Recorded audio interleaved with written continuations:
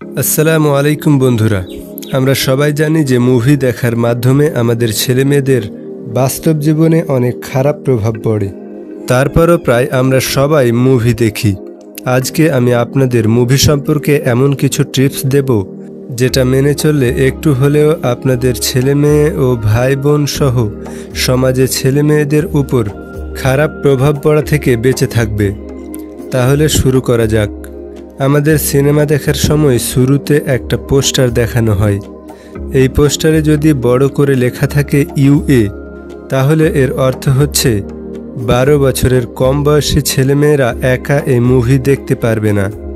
আর যদি পোস্টারে এ লেখা থাকে, তাহলে এর অর্থ হচ্ছে 18 বছরের কম বয়সী ছেলেমেয়েদের যাতে এই মুভি দেখতে না দেয়া হয়। আর পোস্টারে যদি ইউ লেখা থাকে, তাহলে এর অর্থ হচ্ছে যে কোনো বয়সের ছেলেমেয়েরা এই মুভি দেখতে পারবে।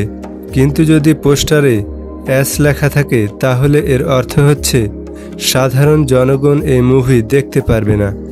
এই মুভি বিশেষ কিছু মানুষের জন্য বানানো হয়েছে। ভিডিওটি দেখার জন্য ধন্যবাদ।